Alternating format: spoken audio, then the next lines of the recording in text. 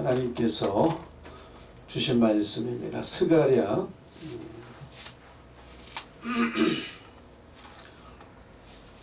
1장 12절부터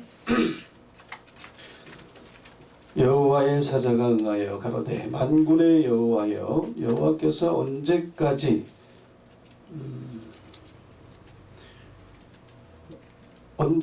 예루살렘과 유다 성읍들을 공의히 여기지 아니하시려나이까. 이를 노하신 지 70년이 되었나이다. 여호와께서 내게 말하는 천사에게 선한 말씀 위로하는 말씀으로 대답하시더라. 내게 말하는 천사가 내게 이르되 너는 외쳐 이르기를 만군의 여호와의 말씀에 내가 예루살렘을 위하며 시온을 위하여 크게 질투하며 안일한 열국을 심히 진노하나니 나는 조금만 노하였거늘 그들은 힘을 내어 고난을 더하였음이니라. 그러므로 여호와가 이처럼 말하노라. 내가 긍휼히 여김으로 예루살렘에 돌아왔은즉 내 집이 그 가운데 건축되리니 예루살렘 위에 먹줄이 치어지리라. 나 만군의 여호와의 말이니라 하셨다 하라. 다시 외쳐 이르기를 만군의 여호와의 말씀에 나의 성읍들이 넘치도록 다시 풍부할 것이라. 여호와가 다시 시온을 아니하며 다시 예루살렘을 택하리라 하셨다 하라. 아멘. 아멘. 예, 좀 말씀이 좀 깁니다. 그렇지만 이 스가랴 선지자의 말씀은 오늘날 우리에게 응하는 예언의 말씀이 너무나 많습니다. 이 스가랴 선지자, 계시록에 보면 하나님은 선지자들의 영의 하나님이라고 말씀하십니다. 그래서 예수님께서도 마태복음 24장에서 주의 임하심과 세상 끝날에 관해 말씀하시면서 다니엘을 인용했습니다. 다니엘을 이끌어서 그 마지막 때 되어질 계시의 말씀을 말씀했기 때문에 이사야뿐만이 아니고 에레미야, 에스겔, 다니엘, 또 오늘 말씀 이 스가랴 말씀 이 말씀도 오늘날 이루어질 말씀이 너무 많아요. 그래서 우리가 앞으로 이상을 봐야 되고 장래일을 봐야 되고 그 장래일을 통해서 우리가 주님의 재림을 준비해야 되고 주님을 맞아야 될 줄 믿습니다. 이 스가랴 선지자는 오늘 물론 이제 스가랴 1장은 그 말들과 탄자에 대한 이상도 나오고 그 다음에 이제 18절부터는 뿔과 공장에 대한 이상, 그 다음에 이제 4장에서는 순금 등대에 대한 이상, 또 5장에서는 두루마리에 대한 이상이 나오고 6장에서는 내 병거와 관한 그런 이상이고 또 5장 5절 이하는 에바 속에 있는 여인에 대한 이상이고요. 그 다음에 너무나 중요한 스가랴 8장은 예루살렘 회복에 대한 약속이고요. 그 이후에 스가랴 14장 너무나 중요한 미래에 나타날 미래에 오실 또한 만왕의 왕, 곧 시온의 왕에 대해서 기록해 놨다는 거예요. 오늘날 우리에게 이거 이룬다면은 우리가 이 말씀 물으면 안 돼요. 이 예언의 말씀이기 때문에 장래일을 앞으로 되어질 일이고, 그런데 이것이 뭐냐면 그동안 하나님이 인봉해 놨다는 거예요. 알지 못하도록, 깨닫지 못하도록. 왜? 마귀가 그 하나님의 계획을 알면 안 되잖아요. 그죠? 하나님이 계획하시고 하나님이 경영하신 것들을 마귀가 알면은 또 방해하고 떼어볼 변개할 수 있거든요. 그렇기 때문에 계시록 15장 3절에서도 크고 기이한 일이다. 또 하나님의 비밀이다. 또 오늘 말씀에서는 뭐예요? 이상이다 그랬어요. 그래서 앞으로 여러분들이 이 예언의 말씀을 들어야 돼요. 듣고 깨닫고 기름 준비해야 됩니다. 분명히 성경에서도 요한계시록은 분명히 이루어집니다. 예수님이 꼭 집어서 말씀했죠.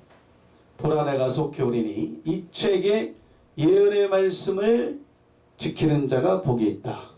반대로 이 예언의 말씀을 임봉하지 말라. 임봉하는 자는 복이 없다는 거죠. 그죠? 네. 그러니까 예언의 말씀이 임봉되어 있으면요, 이게 우리가 까막눈이 되는 거예요. 봉해졌으면은 말씀이 의문이 되는 거예요. 깨닫지를 못하거든요. 깨어나지를 못하는 거예요. 주님 오실 때는 우리가 일어나 머리를 들어야 됩니다. 허리에 진리를 띠고 등불을 켜고 자지 말고 서 있어서 신랑이 올 때 문을 열어주려고 기다리는 신부가 되어야 된다는 거예요. 그래서 최고의 최고봉이 뭐냐면 말씀이라는 거죠. 최고의 진리. 그래서 진리를 알지니 진리가 너희를 자유케 하리라. 자유형을 받아야 돼요.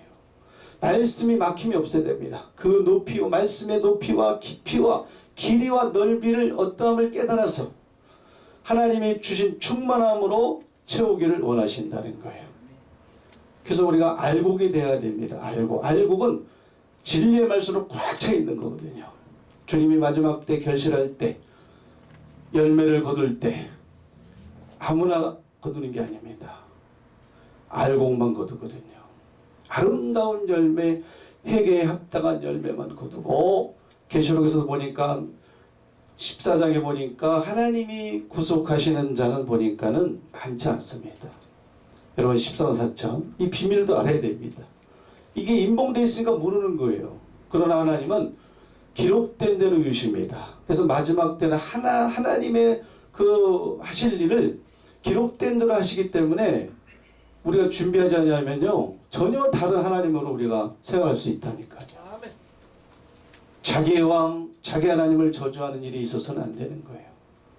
오늘 말씀도 그래서 예언의 말씀이기 때문에 우리가 반드시 알아야 될 말씀이다. 이것도 오늘날 이룰 말씀이기 때문에 하나님께서 예루살렘과 유다 성읍들을 궁일이 여기지 아니하시려나이까. 이를 노하신 지 70년이 되었나이다. 그렇게 말씀을 하십니다. 늘 하나님께서는 누구에 대해서 관심이 있어요? 하나님의 백성들, 특히 택한 백성들. 그렇기 때문에 마태복음 24장에서도 인자가 올 때에, 우리 예수님이 올 때에 천사들을 보내서 누굴 모읍니까? 청한 자가 아니에요. 택하신 백성들을 그랬어요. 택하신 백성들을 하늘 이 끝에서 사방에서 모은다. 그죠? 그러니까 우리가 부르심을 입고 택하심을 입어야 되는 거예요. 청함을 받은 자는 많지만 택함을 입은 자는 적다. 구원의 숫자는 많지 않다는 게 성경적이에요. 물론 여러분들 주 예수를 믿으라 그리하면 너 안에 이제 구원을 받는 건 맞습니다. 우리가 잘 믿고 천국 가는 건 맞지만 마지막 때에 한 일을 해간다는 거예요. 예언의 말씀을 이루신다는 거죠. 하나님 나라를 이루신다는 거죠. 그 살아생전에 주님이 그 일을 이루시고 오기 때문에 우리가 산자의 땅에 우리가 가야 되고 은혜를 받아야 되고 또한 산자 하나님으로 우리가 생존하신 하나님을 갈망해야 됩니다. 그러니까 하나님께서는 이 유다와 예루살렘은 택한 백성들을 의미하죠. 육적 이스라엘도 있지만은 그들은 메시아를 죽였기 때문에 하나님의 나라를 빼앗겨 버렸어요. 그래서 하나님은 영적 이스라엘 중에 유다와 예루살렘이 있는 거예요. 그래서 이스가랴 선지자도 언제까지 이 시온의 백성들을, 언제까지 예루살렘 백성들을 궁일이 여기지 아니하시려나이까 그러거든요. 하박국 3장 2장에서도 하박국 선지자가 주의 일이 수년 내에 부응케 하시옵소서, 나타내시옵소서. 뭐냐? 진노 중에라도 궁유를 잊지 마옵소서. 그러니까 이 시온의 백성들에게 궁유를 베풀어 달라고. 하나님 언제까지 진노하시겠습니까? 70년까지 진노하게 되면요, 이게 오늘날 현실로 이루어진다면은 다 죽고 없습니다. 그렇기 때문에 예수님께서도 구약에 이렇게 예언의 말씀을 기록해놨기 때문에 택하신 백성들에게 말씀하시면서 그날 환난의 날들을, 진노의 날들을 감하지 않을 것 같으면은 그 택하신 백성들의 육체가 구원 얻지 못할 것이나 그래서 택하신 백성들을 위해서 그 날들을 감하시리라. 그래서 우리가 1일이 1년이 될 수가 있고, 그러나 1년이 또 뭐가 될 수 있어요? 1일이 될 수 있는 거예요. 하루가 1000년이지만 1000년이 또 뭐예요? 하루가 될 수 있다니까요, 여러분들. 그래서 7년 환란도 여러분들 진짜 주님이 더디 오는 때거든요, 지금은. 그래서 진짜 7년을 채우느냐? 예, 사실 오늘 우리가 이상을 깨달아야 알라고 그랬습니다. 다니엘 선지자에게도 9장에서. 그래서 70일에도 기한을 정했다는 말씀이 있어요. 그럼 여러분들 어떤 사람은 이게 70년으로 이게 오해하고 있더라고요. 근데 70일에는 일회가 뭡니까? 우리가 한일회, 여덟회 그러잖아요. 7일이에요. 7일. 그러면 문자적으로만 계산해도 7, 7에 49, 490일이니까요, 여러분들. 그러니까 성경을 모르면은 70년이니까 그게 70일이니까 70년으로 맞춰버려요. 그래서 하나님이 70일에로 기한을 정하면서 이제 이상과 예언이 응하게 합니다. 또 지극히 거룩한 자가 기름을 받게 하고요. 또 예언이 응하게 하고요. 영원한 의가 드러날 때가 있는 거죠. 그러니까 우리는 드러나기 전에 영원한 의에 대해서 그의 나라와 의를 구해서 그거를 우리가 만나봐야 됩니다. 그 말씀으로 거듭나야 됩니다. 너희가 거듭나지 않으면 하나님 나라를 볼 수 없다는 거죠. 어린 양의 노래. 우리가 계시록 가니까 제가 아까 분명히 말씀드렸죠. 열매는 많지 않다. 그래서 14사촌의 그 수도 많지 않은 거잖아요. 그들이 새 노래를 부르거든요. 새 노래. 그럼 여러분들 이 새 노래가 문자로 보면 진짜 뭐 우리가 복음성가나 이렇게 생각할 수 있겠지만 말씀이 노래를 부르는 거죠. 새로운 말씀으로. 그래서 모세의 노래와 어린 양의 노래. 그러니까 모세의 노래가 있고 뭐가 있어요? 어린 양의 노래가 있는 거예요. 첫 언약의 말씀이 있고 새 언약의 말씀이 있는 거죠. 그래서 옛것과 새것을 내오는 집주인 것 같다. 천국에 제대된 서기관마다. 그러면 옛것이 있고 새것이 있습니다. 첫 언약의 말씀의 노래를 알아야 되고 마지막 때 새로운 하나님의 이제 새로운 부흥이 오지 않습니까? 그죠? 하박국 선지자가 주일이 쉬는 내 부흥케 하시옵소서. 나타내시옵소서. 그게 나타납니다. 누가 오실 지장에서도 인자가 나타난 날에도 이러하리라. 그런데 인자가 나타난 날을 주님이 보여준다 했습니다. 우리가 주님이 나타날 때도 분명히 보여주시고 오셔요. 그냥 도적같이 오시지 않습니다. 근데 도적같이 오는 사람은 어떤 사람이 오느냐? 살전 5장에 보니까 너희는 어둠에 있지 아니하매 그날이 도적같이 임하지 못한다. 그러니까 어둠에 있다면은 여러분들한테 도적같이 온다니까요. 말씀이 어두우면 안 되는 거죠. 이 예언이 오늘 스가랴 1장 말씀으로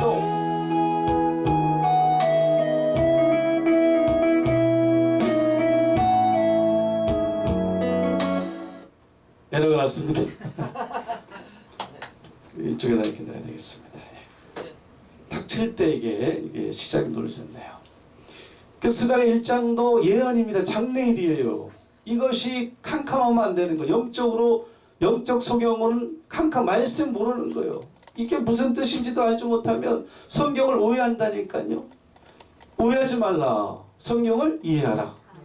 그러니까 우리가 원만한 이해가 필요해요. 그런 말씀을 깊이 높이 길이 넓이가 어떠함을 깨달아야 돼요. 그 다림줄을 갖고 있어야 된다고요. 마지막 때 청량합니다.